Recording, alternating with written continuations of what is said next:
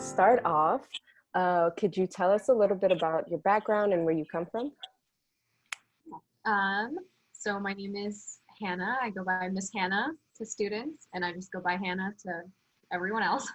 I am from San Jose, California. Originally, my parents are refugees of the Vietnam War. They immigrated here in the early 80s. And I grew up in San Jose with them. In some parts of my childhood, I grew up in Oakland, just because when my parents were working in the summers, I would spend time over there with my other family in Oakland during the summer because my parents couldn't watch me during the day.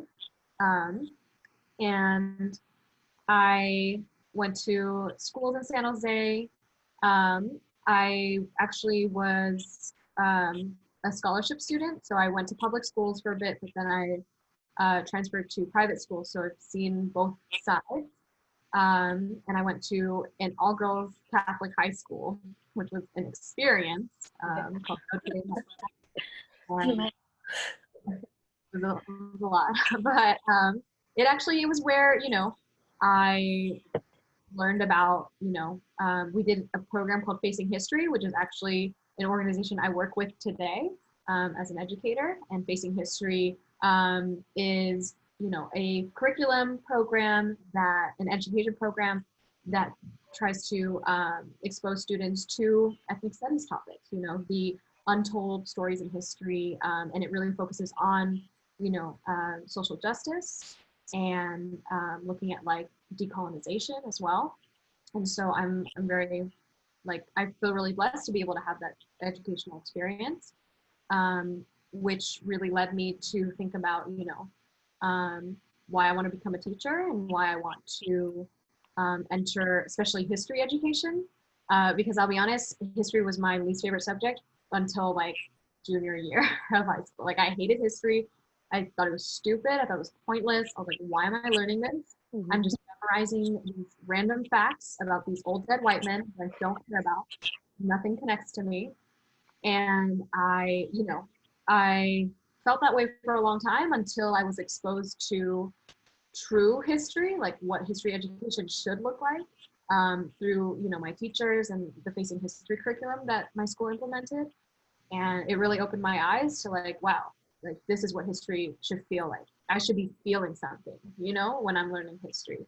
It should speak to me and I should be able to learn my history, right? Mm-hmm. It wasn't until I learned where I came from and the stories of my parents and the struggle they went through, the sacrifices they made to come here, the sacrifices that all my ancestors have made, right? And ancestors of all people of color and, dispossessed communities have made to bring us to this point, right? That I truly felt the weight and magnitude of like my purpose on earth, it's like I'm here to continue that fight. Yeah, I'm here to continue that fight. I'm here to keep the chariot moving and continue what they did and make sure that their stories are never forgotten. Yeah. Go ahead, May. Go for it. No, go for it. I just literally soaking in everything that you said. I was just gonna reiterate, like that's really powerful, and it seems like you had that that exposure experience, like that realization to where you were like being able to see yourself in the history, which made that created that feeling in you to wanting to give back, and that's really great. Actually, this kind of came up in some of the first two interviews that we went through, but could you talk a little bit about like when that feeling sort of hit you? Because in some of our other interviewees, it kind of hit them later, like in college, but you said you didn't start liking history in junior year. Could you talk about like what sort of changed that, like specific things that came into your life or became a part of your reality that allowed you to be like, hey, I like history and I want to continue moving it forward, as you said, keeping the chariot moving? Yeah, definitely. I know a lot of educators I work with, they kind of had their like epiphany moment or like turning point in college. College for me, like I'll just say straight up, I don't talk about college. I went to USC. The only reason I went to USC, this super white elitist institution, is because I got a full ride scholarship. And it was really the only place I could afford. And so I was like okay, I'm gonna go, but it was horrible and it was a horrible experience. I did not radicalize there. Yeah. Luckily, like my turning point happened in high school, and it really started to happen a little bit actually in my 10th grade year is when I met my teacher, Miss Garcia. She was actually my religion teacher. We had a religion class because it was a Catholic school, but she didn't like teach the scripture or the Bible. Like she taught like about love, right? Which is what she believes, like, you know, the Catholic religion was like centered around. And then she taught like real world case studies of like, you know, like genocide and like, you know, the history of like, of eugenics, right? She was using a lot of facing history curriculum, and she taught like super radical stuff in class, like analyzing the media, Awesome. like oppression in the media, and that was what really started opening my eyes to things. And then my history teacher that year was also doing, you know, a lot of great work. I took a world history class, and we were looking, you know, we explored the Holocaust, usually what you learn in 10th grade, world history, like World War I, World War II. And just the lens from which she taught it isn't what I would do today. But at the time, like in comparison to all my past history teachers, where I was literally like reading out of a textbook and memorizing things just for a test, it was refreshing to hear someone, you know, especially a woman of color, speak about like, you know, race and racism, you know, and that the role that it played, right? And then like, how does history connect to the present? How does what happened back then keep happening today, just in different forms, right? History doesn't repeat itself, it rhymes, right? It comes up in different ways, and that's why some people can't hear it because they don't got a trained ear, right? So I loved like getting that early exposure. Junior year, my history class, US history class, was very much like my other history classes in the past. The teacher was very like, we're gonna read these books and we're gonna take notes and then we're gonna take a test.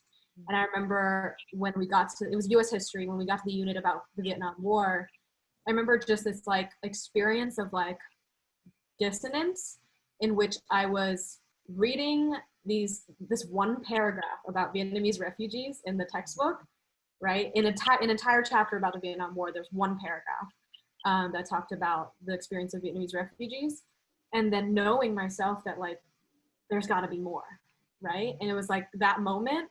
And then I spoke to Ms. Garcia about it, right? And then I was able to like interview my parents as a part of a project in another class, but it wasn't happening in my history class, right? It was like other opportunities that I started questioning, like, can there be more, right? And using opportunities to dig deeper into what history is. So it was a little bit of both. It was like these negative experiences that brought me to where I am, along with very transformative, very enlightening experiences as well. With my teachers that I'm very lucky to have had. Wow, that's really cool. That's super transformative, especially like when you talk about just reading that one paragraph in a textbook about what you feel is your identity. I can definitely resonate with that, being like, that is not enough. Yeah. But Michaela, do you want to move on? Sure. So since you are an educator, could you tell us a little more what you do and what drives your passion to continue being an educator? Yeah, especially right now, Yeah. you know, with everything going on. And you're a history teacher as well, right? So how are you approaching all the topics at hand? Yeah. You know, as an educator, I think my like goal first and foremost, especially right now, is to make sure that my students feel heard, that they feel loved, that they feel worthy, like that they have value and their story and voice has value in the world, and then to support them in like finding that voice and sharing that with others, right? Like equipping them with knowledge, equipping them with the skills they need to have agency, right? And it's harder than it sounds, right? Like, because things, like I tell my students every day, history unfolds every day, right? History is happening right now. It's not something that's ancient. It's not something that's stuck in the past. Ethnic studies, right, is learning about the past, understanding how it impacts the present, and then using that knowledge to build a better future. And something that I'm doing, especially right now, right, is is creating space for students to bring their voices into the classroom and really tell me, what do you want to learn? Because honestly, with my schedule now, like in online learning, we have like a huge reduction of class time. Like I was actually telling Michaela right before this, you know, our schedule is nice. It's like kids come in a little later in the morning, they get to leave before 2, you know, it's like they only have 45-minute classes. You know, we are trying to not over screen them, over Zoom them, right? And thinking about their mental, physical well-being. And this was a schedule created by students and families, you know, in partnership with our school, which I appreciate, but also like there's way less time. I have 90 minutes with my students. And so how do I focus on what really is important? What do I want them to take away? What are like the key things? And right now, you know, we are working on kind of like solidifying our understanding of the dominant narrative and the counter narrative in society. And like, what are the dominant narratives? We've looked at a lot of case studies, and what are the counter narratives? And, you know, I'm often like opening up choice and voice for them, like opportunities for them to ask about what's happening today, or to also bring up, right, like the results of the Breonna Taylor trial, right? And, you know, what's happening in the ICE concentration camps at the border with the forced sterilizations. That was an assignment we actually recently just did.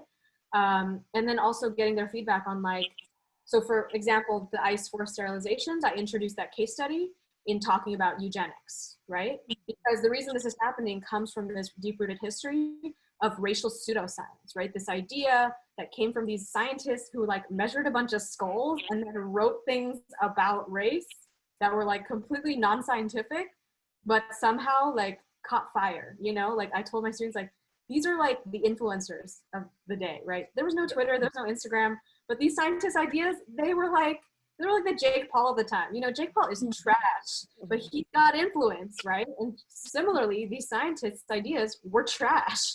Like they were fake scientific ideas, but they were so popular and believed in, so much so that supporters of slavery wrote to them and were like, hey, thank you for confirming, you know, Black people's position in society as inferior. Thanks for confirming that. Now I can feel better about slavery. And it's like, there's records of this, you know, and we looked at those records together. And so in using that to, you know, to share about, you know, eugenics and ethnic cleansing and that history, I also wanted to center like how they were responding to this. I think a big challenge right now is getting to hear from students. Like they are very shy, they don't want to unmute themselves. And so the only time they can communicate with me is like one-on-one through like these reflective assignments that I give, right? And I'm asking them, you know, like, how does this make you feel? What comes up for you? And why, you know, tell me your opinion. Why do you think this is happening? What do you want to do about it, right? And a lot of them were like, I want to do something about this. I want to like sign a petition. I want to go to a protest. I want to write a letter to demand that they investigate what's happening to these women in the ICE detention centers. And so the assignment that they did earlier this week on Monday, Tuesday, was writing a letter. So that we wrote letters together. I gave them a template. I taught them how to format it. We used a website, democracy.io, that allows students to just like type in the address and then Yeah. it's a beautiful resource. Yeah, absolutely. Yeah, but I think in all this, like, ethnic studies can often become this class where you go and then you learn about all the horrible stuff that has happened in history, and it can be really depressing and discouraging. But I also want, like, my goal is to move students to a place of hope, to a place of like focusing on their own resilience, right? The fact that they have made it to this point, and those who came before them put in that work, right, to get them to where they are. And here is their opportunity to build their knowledge, build their skills, to continue that work, right? And to continue fighting. And that there is hope, that things are changing, right? Slowly, but things are changing. The world does not have to be this way, right? There was a point in time when it wasn't like this, right? When Indigenous folks, you know, could cultivate their land, right? When capitalism hadn't existed yet, when colonization hadn't existed yet, imperialism hadn't existed yet, right? There were times when, like, these things are all created, right? And they can be undone. They can be broken down. We can create, imagine new things. And so I'm moving, like, I'm really trying to focus on hope, imagination, wonder, with students. I don't want to just teach them all the shitty parts of history and then have them leave and be like, okay, so now what, right? Like, Right. now I feel bad, right? I feel sad, I feel disgusted, right? Okay, let's channel that. How can we, it's valid to feel this and we can do something about it. Yeah. That I think is a really strong message to make, especially with the sort of topics that are coming up. I just wanted to throw that out there because you kind of went into our next question. So I think I'm going to ask you a more targeted question about, I'm really interested to understand how you personally view this sort of negative hope transfer of energy. Because I personally have a younger sister and she's in 6th grade and she is absolutely in love with her history teacher. She's probably gonna watch this video and text me that I shouldn't have said that, but she really likes her history class because she is allowed to talk about this stuff. But as somebody who comes from your background and everything that you've been able to gain through your own life experience, how do you see this, learning about the facts and then trying to transform that into hope? How do you see that being, how do you implement that personally? If you give us an example, because that's a really interesting idea. A lot of people like to say well, ethnic studies is just kind of learning about history. It's not really any different than history really, right? But they're completely wrong because it's about breaking apart and building anew. And you're the first person that we've interviewed that have really honed in on that breaking apart and building something with it, even though it's shitty. Mm-hmm. Yeah, I can definitely give an example. So in my ethnic studies class, and this year actually at my school, we're implementing it school-wide across grade. Implementing something called action research or community action research, which is a project. It's usually called YPAR, Youth Participatory Action Research in other schools. At our school, we call it CARP, Community or Collaborative, it's CCARP, Collaborative Community Action Research Project. Too many acronyms in education. The point of this is, we want to give students a space to, choose an issue that is important to them. Because honestly, there are so many, and I think this is what gets overwhelming. And what I try to remind students is okay, when we're learning all this, right? You are one person, right? But it takes a community, right? And so building community and building partnerships, right, is really important.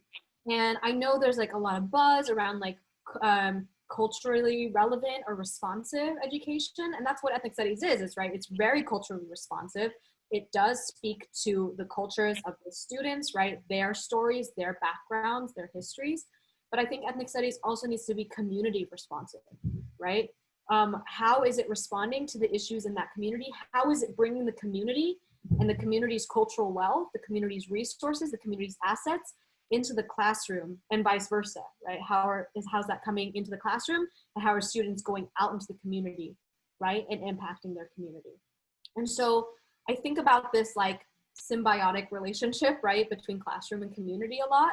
And how do I get people, my students in conversation, right? With those stakeholders, with people already doing the work too, right? You don't need to make something from scratch. You can work with people, you can support their work, right? And that's a part of movement building, right? That's a part of change, of pushing the needle forward. And so the Action Research Project, students do get to zero in on a topic, right? Something that really speaks to them, that they're probably most passionate about. I know my students have a lot of things that they're passionate about, so that's gonna be hard to narrow it down. But picking just an area where they believe they can do the most transformative work, and then designing a project, right? Something that's going to impact that issue in a positive way, right? And that can look like a lot of things. So in the past, right, there's multiple examples, and there's this graphic that I love that talks about the many roles that people play in a social justice ecosystem, right? People can be builders, they can be artists, they can be visionaries, they can be healers, right? There's all these different categories, I'm forgetting the rest. But thinking about that and showing students that there's more than one way to transform your community, right? There's more than one way to make your voice heard. Maybe it's planning to go to a city council meeting and speaking up at that meeting. Maybe it's hosting a workshop in your community, right, to educate members of your community about the issue that is happening. Maybe it's creating, you know, I did a project a couple years ago around gentrification. I taught seniors back then, and it wasn't ethnic studies, but it was like a government class, government economics class, but like almost every class in my school has some ethnic studies infusion in it. Just for the sake of being, you know, a Rise High School, it's very social justice focused. So they did a project, a community action project around gentrification, and it was like an oral history. So they, you know, gentrification, right, is the displacement of people from their community. And so they wanted to lift up those stories. And so my students went out and conducted interviews. They created, you know, pages from those interviews, like designed pages, and it became a book that I now teach to ninth graders in my ethnic studies class. And the book it's on Amazon, actually. You can buy it on Amazon. I wish it wasn't Amazon because there's issues with Amazon, but it was the easiest way to just quickly print copies for my ninth graders. You know, the book was also shared with like key stakeholders, like the Unity Council in the Fruitvale district and in East Oakland. The Unity Council is in charge of a lot of like housing projects in the area and stuff. And so like, it was like their class research on gentrification, and they wanted to like uplift these counter narratives from their community, from their neighborhoods, of people who had been displaced by gentrification, or people, like many people who were interviewed are activists who are fighting on the ground, right? In the tenants union, in, you know, other local community organizations, fighting to keep Oakland people in Oakland, right? To slow down gentrification, to fight back against these really honestly racist, right, housing laws and policies and stuff that are driving this force. And so that's like one example of like for many months before that, they were learning about gentrification, hearing these stories, learning about the history of redlining, right? Racist history of redlining, and how that impacted, you know, Oakland. And it was depressing, right? It was like, oh, this sucks. And honestly, for many of my students, this hit home, right? This is why they chose this issue. It's just like, my family, you know, had to be pushed out, right? My family has been pushed out many times, right? I've been at risk of being evicted from my apartment multiple times, right? And it's really hurt me and my family, right? Yes, my family struggles to pay rent as well. Like, why is the rent getting so high, right? This is questions that they were having. And I think to like move from that place of hopelessness to hope is like just stoking the fire of like wonder and curiosity. My most powerful weapon as a teacher is the questions I ask, right? Like, they tell me something and then I keep asking them a question to like move them further, right? Okay, yes, this is something that's happening, right, in your community right now, right? Who is working on this issue? How can we get connected with them? How can we lift up their voice? How can you bring your voice in the conversation, right? Share your experience, and, you know, make a change in this area, right? How can we use our stories? How can we use our resources? How can we use the wealth in our community to move us forward with this issue and make, you know, we're not going to solve it overnight, right? But little by little, we can, you know, have a positive impact in our community. So that's one example of a project I did a couple years back. And I'm excited to do the project this year. You know, it's still early in the year, so students are still in the stage of like learning about all that is wrong with the world and understanding how to name it. Not that they don't know what's wrong with the world, right? Like, my students are smart as hell. Like, they know what's going on. They can define racism. They have many experiences of it as well, right? That's not the issue. It's like, I want to give them the vocab and like the knowledge and the skills to read about it, write about it, speak about it, right? And then use that to do something about it, act on it. And that's very, very student-centered and transformative. Like we said, that's honestly so powerful. And the questions, the point of that, when you were saying keep asking them questions, I've experienced an educator doing that and pulling that out of me. And that was honestly one of the most impactful way for me to learn about something, is through those questions and getting me to think. And yeah, just really, It's really cool. You sound like a great, great teacher. So we're gonna move to this next question is, so you explained how your school in your classroom, you've integrated ethnic studies in your projects and focusing on different issues. So what do you think the biggest impediments to implementing ethnic studies throughout, into education? Yeah, there's a lot. Like, I'm gonna name it, right? Our current president straight up said that anti-racist education is racist. And I was like, do you understand what anti-racist is? Anyway, Right. just like things like that. I'm like, okay, but no, he was like attacking the 1619 project, right? Which is an amazing project. I use that in my class as well. Right, it talks about like it actually teaches the legacy of slavery correctly, right, with the correct terms, and like doesn't beat around the bush or doesn't gloss over or whitewash any of the information. And he sees that, and not just him, right? Mm-hmm. There's a lot of people, both on the right and the left, who see that as like too extreme, right, or racist, right, even, which is ridiculous. But I think the biggest issue facing ethnic studies, right, is the perception of ethnic studies and the fact that people do not have the curiosity and wonder to know and learn about what ethnic studies actually is and what it can do, right? And this has been going on, since it was created, since ethnic studies even started in the 60s, right, at SF State. There have been multiple conflicts, right, and most famously in Arizona, right, with the ban on ethnic studies. And like, the reason that happened is not because ethnic studies was the wrong way to go, right? It's just people didn't have a clear understanding of what it was. And so I think like communicating, and it's so hard to communicate to people who are not here to hear you and have not grown up hearing you and have not, thought about the importance of hearing you. But like finding a way to communicate, the core of ethnic studies, right? Like what is the value of it? And like, I think often to this like meme that I saw of like, it said like, I don't know how to explain to you that you should care about other people. That's like my whole life. I'm like, I get often frustrated, I get often angry with these people. But I know, like I recently read something, a book called See No Stranger by Valerie Kaur. And she says like, our most precious gift is the gift of wonder. And I've said wonder before in this interview, right? But I'm trying. I'm not perfect. I'm definitely not perfect. I was watching the debate last night and like cussing under my breath the whole time. Like, I'm we not. all were. Yeah, we all were. Exactly. I'm not approaching things with wonder completely, but I know that they're not wondering about me, and I cannot stoop to that level. I don't owe my enemies empathy. I don't owe them love. I don't owe them affection at all. But I at least owe myself to be free from the burden of like hatred.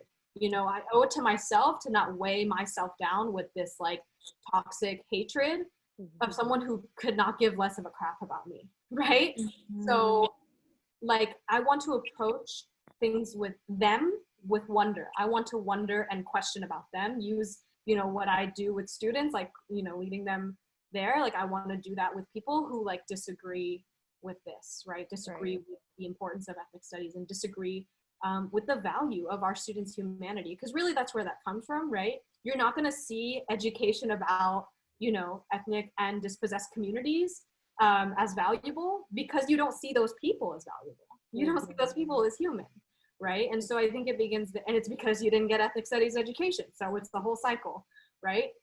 But like, I think that's where the issue is, and I think the solution is much more complicated than just like talking to them. But I can't talk to all of them at once, but those I can reach, right? Like on my own platform, in my own life, in my own circles.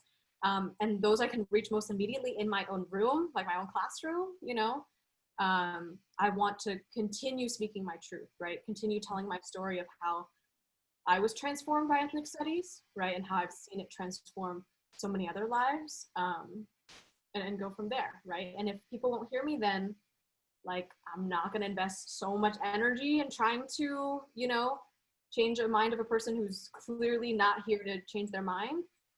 But that's not everybody, right? Like definitely people, they're on a spectrum. And so if I keep speaking my truth, who knows what, like who I can touch, which lives I can touch, and you know, who I can influence and maybe call into conversation with me. Definitely.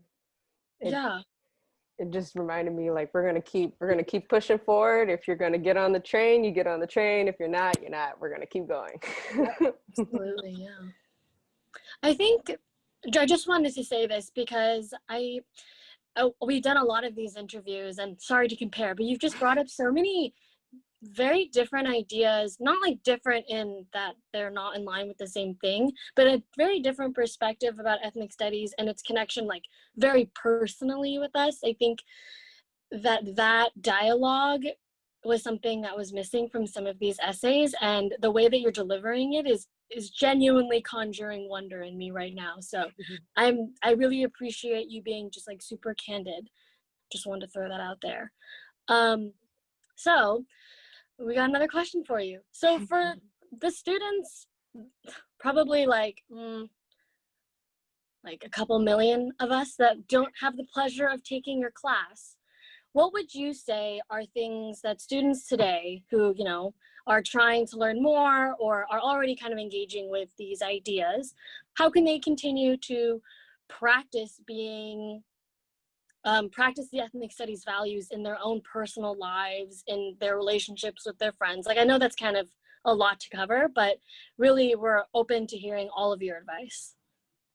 Yeah, that's a beautiful question. I think about this a lot, and I think, you know, going back actually to your earlier question about like what, you know, is stopping ethnic studies from being in classroom, I think there's very, like, along with like the ideological obstacles, there's definitely like logistical obstacles as well, right? Like school districts, grad requirements, like structures and classes, the way schooling has been, right? Schooling is designed to not have room for something like ethnic studies, right? We gotta claw our way in and carve out our own space, right? And so ethnic studies classes are super important, but ethnic studies should not be confined to a class, right?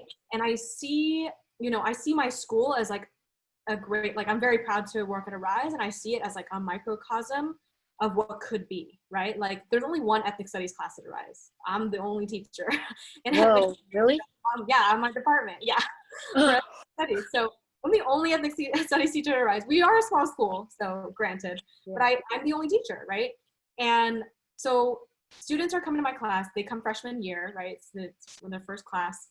And, you know, I know that beyond my classroom, they're not gonna stop learning about ethnic studies. I have faith that like all my teachers at the school, most, not all, but most, some of them are getting there, but most of them, you know, are committed to the mission of, you know, what ethnic studies is, the core of it, right?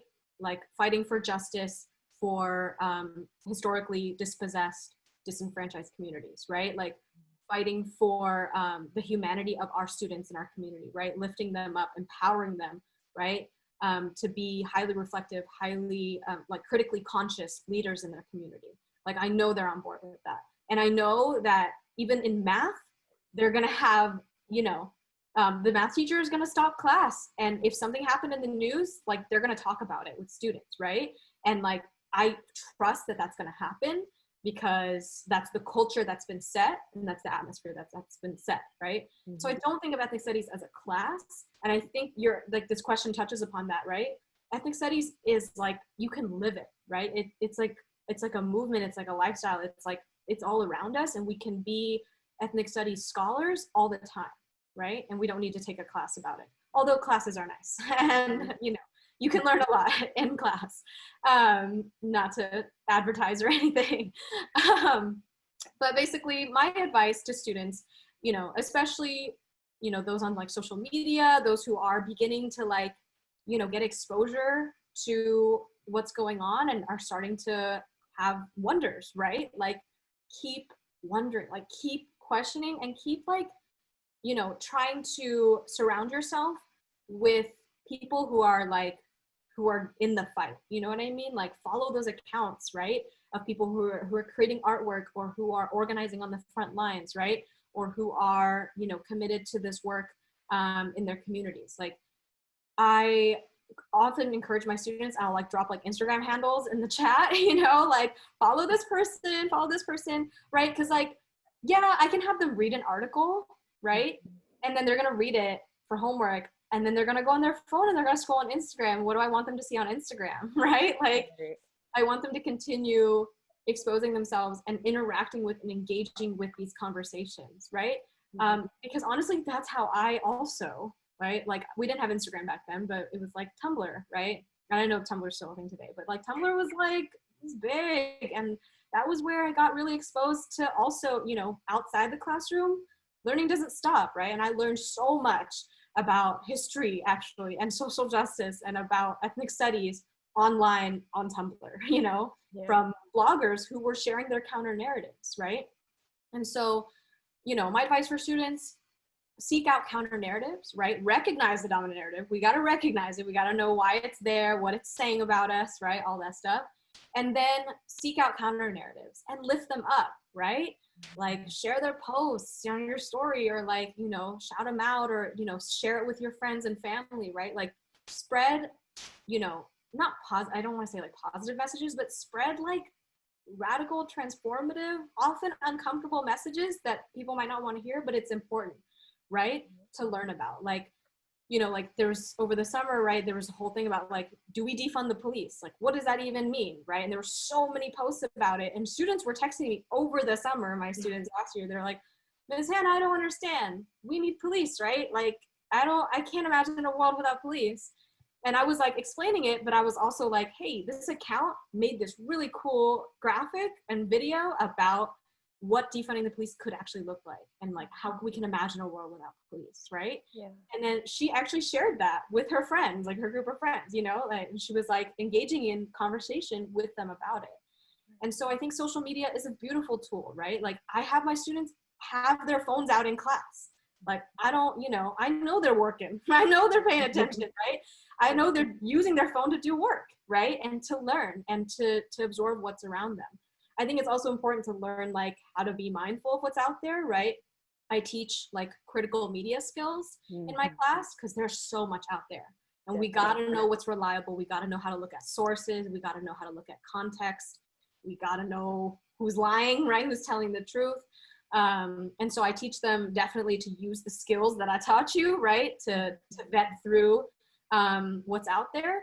But, you know, get yourself out there and, you know, look for those counter narratives. And then you also have a counter narrative, you know, like I remind students that like, your story matters so much. Like when my students say that like, these past few weeks we haven't been learning any history, but I have been learning a lot about myself.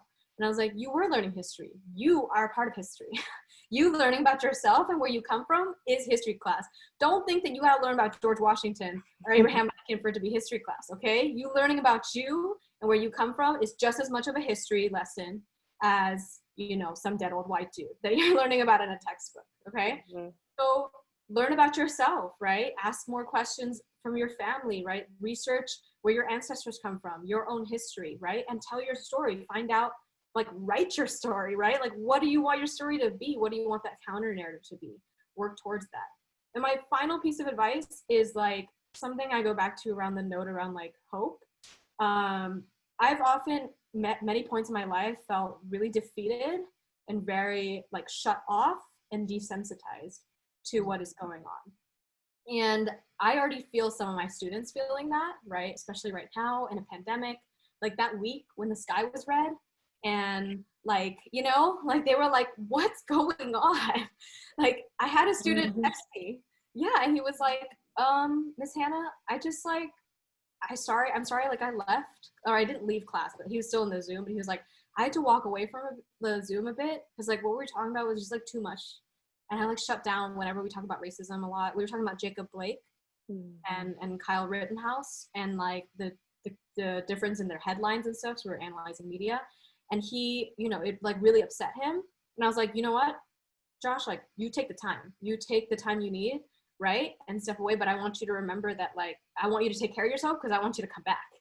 Right. And I want you to keep engaging with this. So like, as you are exposing yourself to other stories and counter narratives and, you know, people's perspectives on the issues out there, it can get really draining. And so just being mindful of that and like putting a screen limit on, or just saying like, when I get to this point, I'm gonna step away for a bit and I'm gonna reflect in on myself, right? Or just practicing, you know, self-care, or even self-soothing, right? Like go get a smoothie or go get some boba, right? Like do something that makes you happy, right? Spend time with people you love. Like do not throw yourself all into this work, because it can burn you out so fast, and it's meant to burn you out so fast, right? Like that's why they keep winning. It's because we keep getting burnt out, and it's like, it's, you know, we need to care for ourselves. What's that Audre Lorde quote? Caring for myself is not indulgence, self-indulgence, but it's an act of self-preservation, right? I need to preserve myself for the movement. This is a marathon, y'all. Right. Even I'm saying this, and like, I know maybe some of my colleagues are gonna watch this and be like, Hannah, should you really be saying that? Because you suck at taking care of yourself. And I feel that, I really do, okay? And I'm working on it. And I'm saying this because it's something like, I'm gonna be really real. I'm a human being who works way too hard. And I do it because I'm committed to this work. But I also know that like, I gotta slow down sometimes. I gotta step back sometimes. I gotta care for myself sometimes, because I need to make it for the long run, right? There's more students waiting for me after this year, after this fight. Like there's going to be another fight, right? So just care for yourself and know set your good boundaries, and yeah, you can make it. Yeah. Thank you so much. That was such a good, oh, that was so good. Are you sure you didn't script write stuff? Like I know we've like deviated from the questions a bit, but that sounded scripted. I really didn't. That last point was, honestly, I thought about it because I had just talked to another student today about it. Like she was like, about the ICE forced sterilization, she was like, I'm so mad. Like, Miss Hannah, I literally can't write this letter because I'm so mad. You know, like I what if it was my mom that this happened to? You know, my family's not documented. Like she was so livid that this was happening. And she was like, how do I even begin? And I'm like, okay, first, don't begin right now. See what you're feeling. It's okay to feel this way. You can turn in the assignment late. I don't care, as long as you do it later. Like it's fine, right? What are due dates in the online learning world, really? Really? Yeah. I'm like, I care more about how you're feeling and your well-being right now. So I'm gonna sit with you. We're gonna talk about this, right? And yeah, I just thought about like how like they are so overexposed right now. Even I feel overexposed after that. Absolutely. You know, and it's like honestly, I'll be honest, I couldn't watch the whole thing. I was like, oh my god, like I can't do, like I gotta step away. I'll read about it later. It's fine. You know, I'm still doing my duty as an American. Like I'll read about this crap later. And it just, I need to like care for myself for the long run, because it's really about the long game, you know? For sure.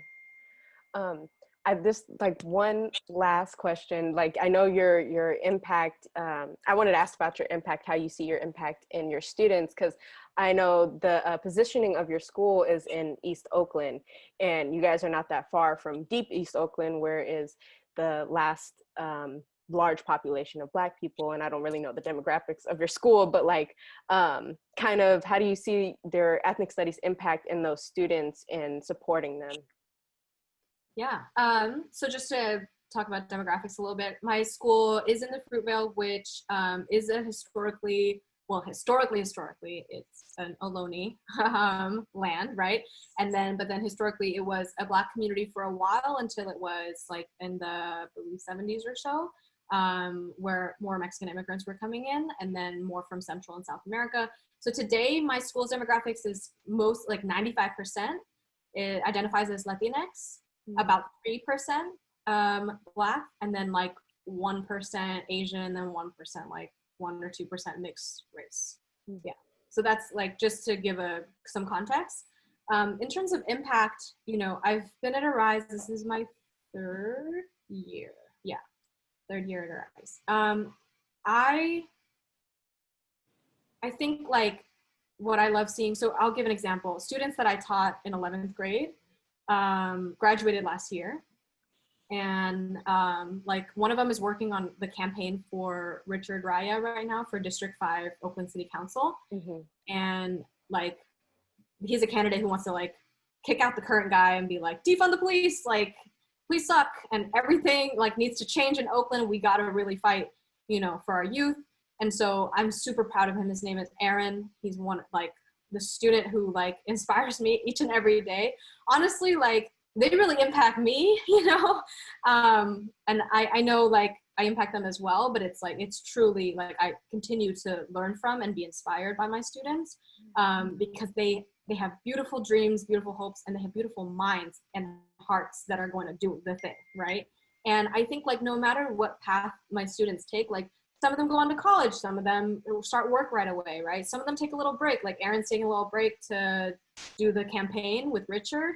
I have other students who are in college, but you know, doing organizing work, right? They actually led a Black and Brown Solidarity March protests in East Oakland over the summer in response to the you know, the murder of George Floyd and all that was going on. And like, you know, I hope that, you know, what they take away from ethnic studies is that they can do something, you know, like they don't need to sit with anger and this like self-defeating, you know, resistance, right? Like they can take that, you know, channel that emotion into something. And, you know, I've seen students come back and like, I have my students who graduated, like they text me like, hey, Ms. Hannah, you know, here's a poem that I wrote about what's going on, you know, I think I'm gonna share it, you know, like, what do you think? And it's like, just really beautiful. I follow them on Instagram. If they've graduated, they don't get to follow me if they're still a student. But if they've graduated, you know, which 2 classes have graduated now that I taught at Rise, and like I just love seeing like where they've been headed. You know, many of them in college. You know, they text me and they're like, I had this big debate with this like white person today about like this and this, and was, you know. And I was like, yes, like go in, you know, use that voice, use your knowledge, you know, use what you know to fight back. Because yes, it's one argument you have with one person, but it's like, you know, those conversations are important, right? And you now have the power to like, to speak on it, you know, to speak on what you believe and to fight for the humanity of yourself and your community, right? Yeah. The power of ethnic studies. So yeah, I miss my students a lot. I would say like my students I taught last year, they're just in 10th grade now. They just went up a level. But from what I've been hearing, like they are thriving in their history class because they got a good foundation of just like historical thinking skills and dominant counter narrative and like understanding what history is and like how to analyze stories in history so we can find, or artifacts from history so we can find, you know, the truth. And yeah, I feel really blessed and grateful to be able to do this work, right? And to give students that opportunity, right? To learn this, because it truly is an honor to teach and learn, you know, this history, and it's a rare opportunity. It's not happening in all classrooms in this country. So yeah, it's truly like my professor used to say, sacred work. And I'm not a super religious person despite going to religious schools most of my life. But I resonate with that, like sacred work. It feels really sacred, and you know, where my students take it is what makes it powerful, right? Like what they do beyond the classroom. So yeah. I hope I answered that. I don't know. Yeah, definitely. I can feel your impact through the screen, just you describing it, and your students taking it to different levels, and what they've learned is really inspiring and so nice to see and hear about. Yeah, you're definitely equipping your students really well for like literally everything else that comes after high school. I know we're just all complimenting today because that's literally the only thing we can think of for this interview, but I really do appreciate you making some time for us, and even though I was late, I'm so sorry. And the sound thing, really appreciate you talking about your own personal experience, because that's what we're trying to do with these essays.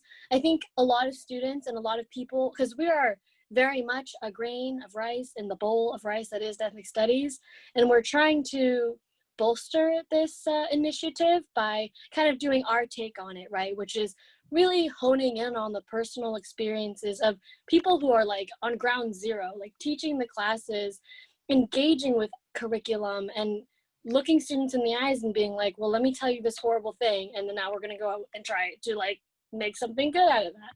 Mm-hmm. So I really do appreciate you coming out and just being really candid with us, because that's all we want. That's all anyone wants. Thank you. It was really great. And yeah, I hope I offer, helpful ideas for you as students and for the work that you do. So thank you. Yes, thank you. All right. Take care.